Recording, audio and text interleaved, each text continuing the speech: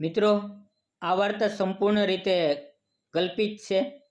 તેનો કોઈ પણ પાત્ર, ઘટના કે સ્થળનો કોઈ પણ જીવતા કે મૃત વ્યક્તિ સાથે સંબંધ નથી. આ ફક્ત મનોરંજન અને શૈક્ષણિક હેતુ માટે બનાવવામાં આવી છે. કૃપા કરીને તેને વાસ્તવિક જીવન સાથે જોડશો નહીં.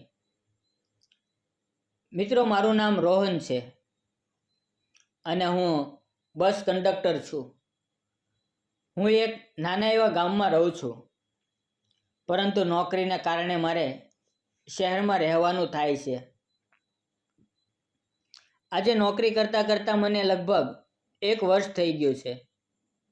હંમેશાની જેમ આજે વહેલી સવારે અમારી બસ ગામના એક સ્ટોપ પર ઊભી રહી.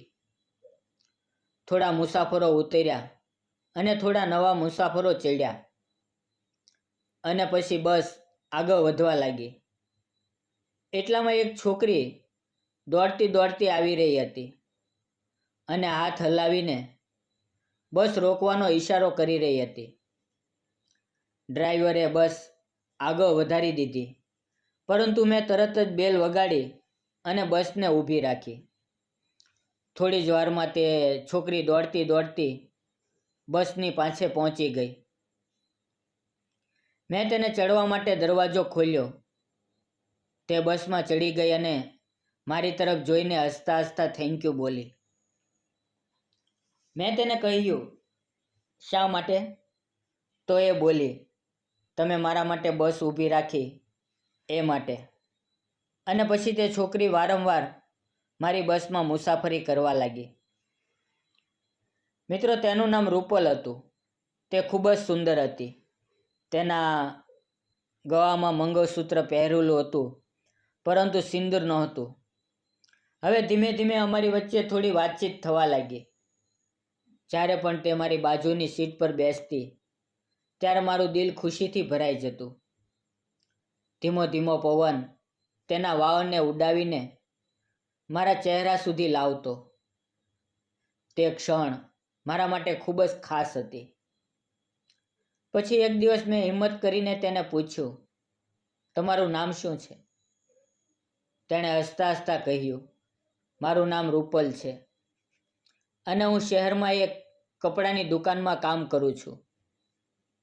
પછી તેણે મારું નામ પૂછ્યું. મેં કહ્યું, મારું નામ રોહન છે. થોડા દિવસ પછી ગુરુવારે મને રજા મળી. ત્યારે હું બગીચામાં બેઠો હતો. ત્યાં અચાનક રૂપલ ત્યાં ફરવા આવી. અમે બંને એકબીજાને જોયા અને પછી પાસે બેસીને વાતો કરવા લાગ્યા. સાથે સાથે આઈસ્ક્રીમ ખાધી અને ત્યારે તેણે પોતાનો ભૂતકાળ મારી સામે ખોલી નાખ્યો. તે ધીમા ધીમા અવાજે બોલી, રોહન, હું વિધવા છું.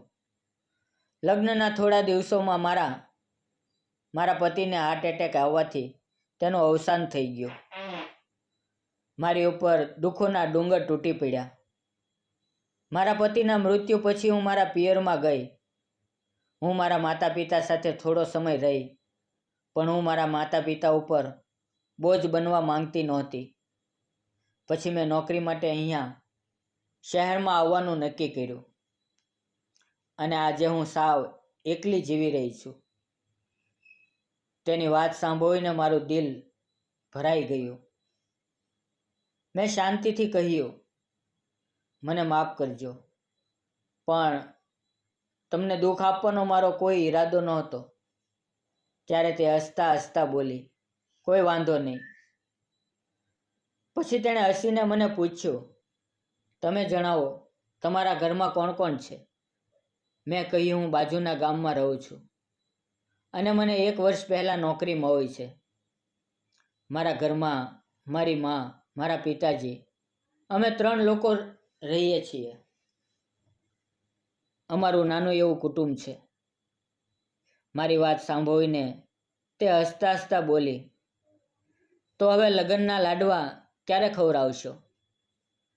તેનો આ સવાલ મારા દિલની અંદર ઉતરી ગયો અને મને લાગ્યું કે આ મારા નવા જીવનની શરૂઆત છે. અને હવે જિંદગી મને તેની નજીક લઈ જઈ રહી છે.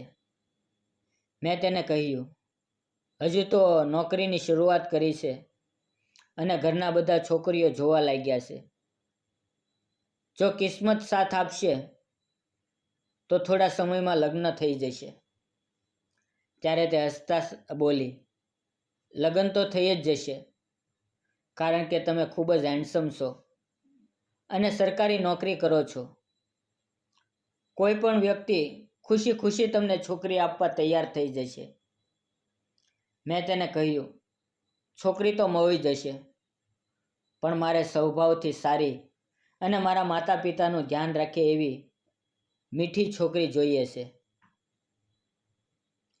જેની આંખ અને સ્વભાવ તમારી જેમ હોય. મારી વાત સાંભળીને તે શરમાઈ ગઈ. હવે ધીરે ધીરે અમારા સંબંધો નજીક આવવા લાગ્યા. બસમાં રોજ મળવાનું થતું. તે બસમાં ચઢીને મારી પાસે બેસી જતી. અમે બંને વાતો કરતા અને હવે તો આ એકબીજાની આદત બની ગઈ. પછી એક દિવસ મેં તેને પ્રપોઝ કર્યું. મેં તેને કહ્યું, રૂપલ, તું ખૂબ સુંદર છે અને તારો સ્વભાવ પણ ખૂબ સારો છે. તું મને બહુ ગમા છો. શું તું મારી સાથે લગ્ન કરીશ?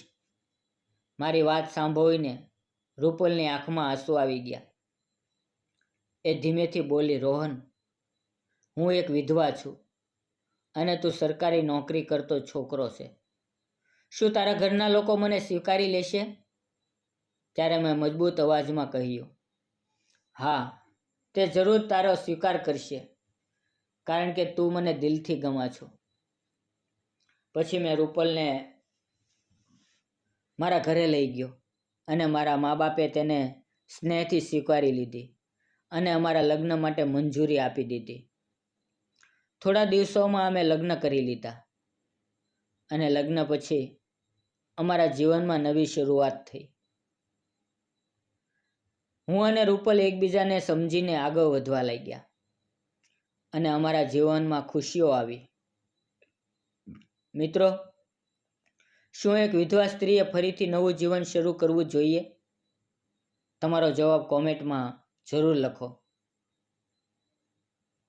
અને સાચું તો એ છે કે દુઃખ અને દુર્ઘટનાઓ જીવનનો એક ભાગ છે, પરંતુ એ દુઃખ પાછળ પણ એક નવી સવાર, એક નવો સૂરજ આપણી રાહ જોઈ રહ્યો હોય છે. અને સ્ત્રી વિધવા થઈ ગઈ એટલે તેની જિંદગી અટકી જવી જોઈએ એવું નથી. તેને પણ પ્રેમ, સન્માન અને સહારો મળવો જોઈએ. તેને પણ અધિકાર છે કે તે ફરીથી નવું જીવન શરૂ કરે, પસંદ કરે. સમાજ શું કહે છે એ મહત્વનું નથી. મહત્વ એ છે કે સંબંધમાં પ્રેમ, સમજદારી અને વિશ્વાસ હોય. એ સાચું જીવન છે. ચાલો આપણે બધા આવી વાતોને માન આપી એક સુંદર મજાનો સમાજ બનાવીએ.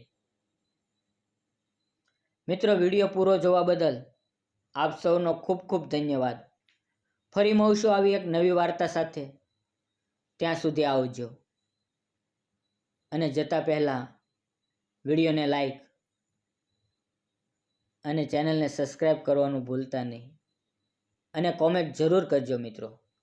ધન્યવાદ મિત્રો.